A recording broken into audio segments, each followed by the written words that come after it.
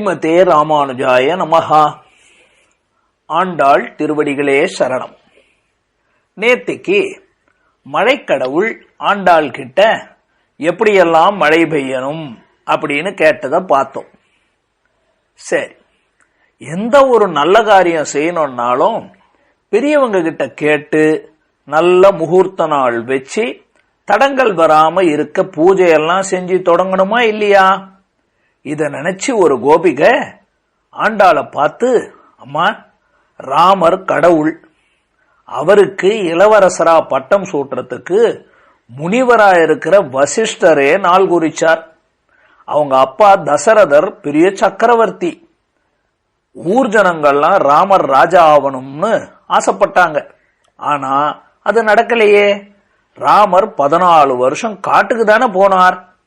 நாமெல்லாம் சின்ன பெண் குழந்தைங்க. நாம தொடங்குற இந்த நோன்பு நிக்காம நடக்குமா அப்படின்னு கேட்டா. அதுக்கு ஆண்டாள் பதில் சொல்றதுதான் இந்த 5வது பாட்டு. கீழே முதல் நாள் வராக பெருமாள் பூமாதேவி கிட்ட என்னையே நினைச்சு பாடி வழிபட்டா நான் என்கிட்டயே சேர்த்துக்கிறேன் அப்படின்னு சொன்னாரே, ஞாபகம் இருக்கா? அதத்தான் இந்த பாட்டுல வாயினால் பாடி மனத்தினால் சிந்திக்க தூமலர் தூவி தொழுது அப்படின்னு நமக்கு அறிவுரையா சொல்றா ஆண்டாள். அப்படி செஞ்சா நம்ம பாவம் எல்லாம் நெருப்புல போட்ட பஞ்சு போல பொசுங்கி போயிடும்னு சொல்றா. பூமாதேவி தானே ஆண்டாள், மறந்துடக்கூடாது.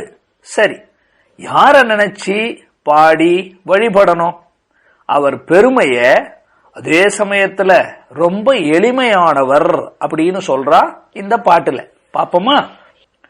வைகுண்டத்துல இருக்கிற நாராயணனை மாயனை அப்படின்னு கூப்பிடுறா. வைகுண்டம்னா ரொம்ப மேல இருக்கக்கூடிய பரமபதம்.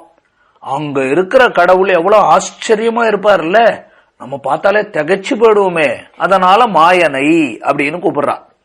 ஆனா ஒருத்தர் ரொம்ப மேல இருக்கிறாங்க அப்படின்னாவே நாம அவங்க கிட்ட போக முடியாது இல்லையா? அதனால இப்ப என்ன சொல்றா, அவர் மேல இருக்கிறவரா இருந்தா கூட நாம இருக்கிற இந்த பூமியில மதுரா நகரத்துல பிறந்த கிருஷ்ணனை அப்படின்னு சொல்றா. அப்படின்னா அந்த நாராயணன் தான் கிருஷ்ணன் அப்படின்னு மண்ணு வடமதுரை மைந்தனை அப்படின்னு சொல்றான். அது என்ன மண்ணு? மண்ணுன்னா இங்கேயே திரும்பி திரும்பி இருக்கிறது, ஒரே இடத்துல திரும்ப திரும்ப போய் இருந்தா அதுக்கு மண்ணுதல் அப்படின்னு பேர் இல்லையா? இந்த ஊர்ல தான் பெருமாள் அடிக்கடி வந்து பிறக்கிறார். அதுக்கப்புறம் லீலைகள் எல்லாம் பண்றார். கீழே குள்ளமா வாமனனா வந்து உலகத்தை அளந்தாருன்னு பார்த்தோம் இல்லையா 3வது பாட்டுல? அந்த வாமுனன் மதுராவுல பெரிய ஆசிரமத்தை கட்டி அதுல இருந்தார். அந்த ஆசிரமத்துக்கு சித்தாசிரமம்னு பேர். அதுக்கப்புறமா நாமெல்லாம் நினைக்கிற மாதிரி இந்த மதுரா நம்ம மதுரை இல்ல, நம்ம தமிழ்நாட்டில் இருக்கிற மதுரை இல்ல, வடக்கு பாரதத்துல டெல்லிக்கு பக்கத்துல இருக்கிற மதுரா. சரி, இந்த மதுரால தான் ராமருக்கு தம்பி சத்ருக்னன் இருந்தார் இல்லையா? அந்த சத்ருக்னன் லவணாசுரன் அப்படிங்கிற அசுரனை கொன்னு ஆட்சி செஞ்சான். அப்புறமா அதே மதுரால தான் இப்ப கிருஷ்ணர் சிறையில வசுதேவருக்கும் தேவகிக்கும் மைந்தனா குழந்தையா பிறந்தார் இல்லையா? அதத்தான் அடுத்து சொன்னா மாயனை மண்ணு வடமதுரை மைந்தனை அப்படின்னு சொன்னான். அப்ப என்ன தெரிஞ்சுக்கிட்டோம்? அந்த நாராயணன் தான் கண்ணன் அப்படின்னு தெளிவா சொல்றான். சரி, பிறந்த கண்ணன் அங்கேவா இருந்தார்? மதுரையிலேயா இருந்தார்? இல்லையே. ராத்திரியோட ராத்திரியா அவங்க அப்பா கூடையில வச்சு கண்ணனை கோகுலத்துக்கு கொண்டு வந்துட்டார்னு நமக்கு தான் கதை தெரியுமே. அந்த கோகுலத்துல வந்து கண்ணன் என்ன பண்ணார்? மாடு எல்லாம் மேய்ச்சார். அவரோட நண்பர்கள் ஃப்ரெண்ட்ஸ் கூட எல்லாம் போய் விளையாடினார். கோபிகைகள் கூட எல்லாம் விளையாடினார். எங்க விளையாடினார் சாமி? எல்லாம் விளையாடினது எங்க தெரியுமா? யமுனை நதிக்கரையில தான். அப்போ கிருஷ்ணர், கோபிகைகள் அவங்கெல்லாம் சந்தோஷமா ஒருத்தர் வாய் கொப்பளிச்சு துப்பி ஆடி விளையாடின ஒரு தண்ணி இல்லையா? அப்ப யமுனை நதிக்கு என்ன பெருமை தெரியுமா? அதுதான் ரொம்ப சுத்தமான தண்ணி. ஏன்? கண்ணன் வாய்ப்பட்ட தண்ணி, கண்ணன் கொப்பளிச்ச தண்ணி இல்லையா? வாய் கொப்பளிச்ச தண்ணின்னா ரொம்ப மங்களகரமான தண்ணீர். அதனாலதான் தூய அப்படின்னு சொல்றா. பெருநீர் அப்படிங்கிறா. என்னத்துக்கு யமுனைய போய் பெருநீர்னு சொல்லணும்? கம்சன் பக்கத்திலே இருந்தா கூட கம்சன் கிட்ட இருந்து கண்ணனை காப்பாத்தி வளர்த்தது யமுனை நதி தானே, அதனால பெருநீர் அப்படின்னு சொல்றா. கண்ணன் எப்பவுமே யமுனை நதி கிட்ட தான் இருப்பார். ஃப்ரெண்ட்ஸ் கூட விளையாடினாலும், ஆடு மாடுகள் கூட இருந்தாலும், கோபிகைகள் கூட இருந்தாலும் எப்போ அந்த யமுனை நதி கரையிலேயே தான் இருப்பார் இல்லையா? அதனாலதான் யமுனை துறைவன் அப்படின்னு ஆண்டாள் சொல்றான். சரி, அவர் பிறந்ததுனால அந்த குலத்துக்கு என்ன பெருமை, அதான் அடுத்து சொல்றா. அந்த கிருஷ்ணர் பிறந்து எடையர் குலத்துக்கெல்லாம் விளக்கு போல இருந்தார் இல்லையா? அதத்தான் ஆயர் குலத்தினில் தோன்றும் அணிவிளக்கை அப்படின்னு கொண்டாடுறா ஆண்டாள். பிறந்தான்னு சொல்லாம கிருஷ்ணர் சூரியனை போல தோன்றினார் அப்படின்னு சொல்லி பெருமைப்படுறா. பிள்ளையா பிறக்கிறது பெருசு இல்ல, நம்மள கஷ்டப்பட்டு பெத்த தாய் சந்தோஷப்படுற மாதிரி பேர் வாங்கணும் இல்லையா? அதத்தான் திருவள்ளுவர் ஈன்ற பொழுதின் பெரிதுவக்கும் தன் மகனை சான்றோன் என கேட்ட தாய். ஒரு அம்மா குழந்தைய பெத்ததை விட எப்ப ரொம்ப சந்தோஷப்படுவேன் தெரியுமா? இந்த குழந்தை நன்னா படிச்ச சான்றோன் அப்படின்னு சொன்னாதானே அந்த அம்மாவுக்கு சந்தோஷம். கிருஷ்ணர் அந்த கோகுலத்துல இருக்கிறவங்க எல்லாரையும் காப்பாத்தினார். அதை விட முக்கியம் என்ன தெரியுமா? என்னதான் வெளியில ராஜாவா இருந்தாலும் வீட்டுல அம்மாவுக்கு பிள்ளையா இருக்கணும் இல்லையா? இந்த யசோதை அம்மா கண்ணனை பால் வெண்ணெய் திருடினா அப்படின்னு தாம்பு கயிறுல கட்டி போட்டா. அழுதுகிட்டே பயந்து இனிமே செய்ய மாட்டேன், இனிமே செய்ய மாட்டேன் அப்படின்னு நின்றாரே. அதனாலதான் இந்த கண்ணனுக்கு தாமோதரன் அப்படின்னு பேர்.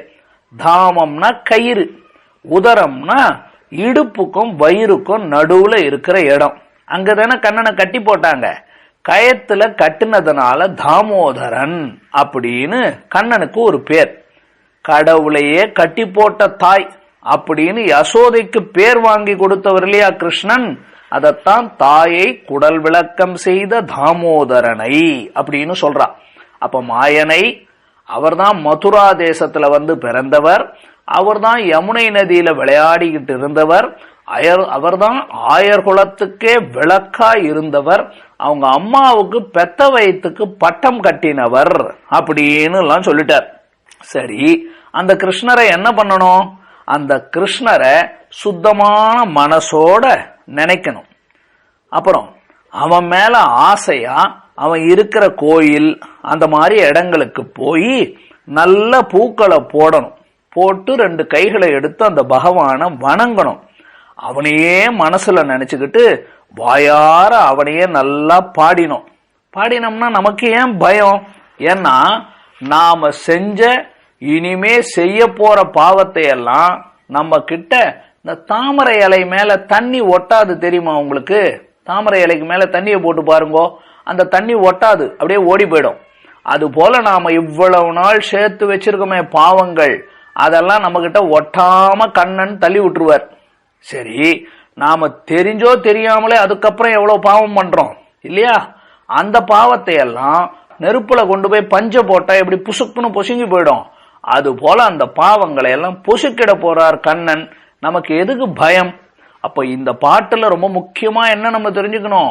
ஆண்டாளம்மா பூமாதேவியா வராக பெருமாள் இடத்துல கண்ணனையே மனசுல நினைச்சு பாடி அவனை வழிபட்டா கண்ணன் நம்ம அவர்கிட்ட சேர்த்துக்குவார்னு அன்னைக்கு வராக பெருமாள் கதையில கேட்டாரே, அதை இப்ப கிருஷ்ணரையே நினைச்சு நமக்கு அறிவுரையா சொல்றான்.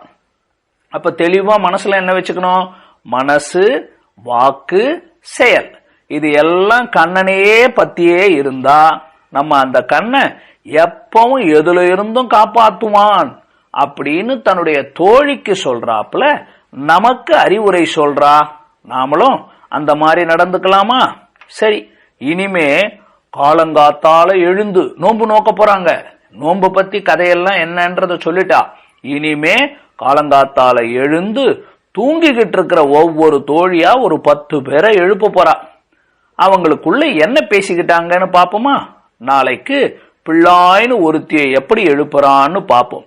மாயனை மண்ணு வடமதுரை மைந்தனை தூய பெருநீர் யமுனை துறைவனை ஆயர் குலத்தினில் தோன்றும் அணிவிளக்கை தாயை குடல் விளக்கம் செய்த தாமோதரனை தூயோமாய் வந்து நாம் தூமலர் தூவித் தொழுது வாயினால் பாடி மனத்தினால் சிந்திக்க போய பிழையும் புகுதருவான் நின்றனவும் தீயினில் தூசாகும் செப்பு ஏழோர் எம்பாவாய். ஆண்டாள் திருவடிகளே சரணம். ஸ்ரீமதே ராமானுஜாய நமஹா.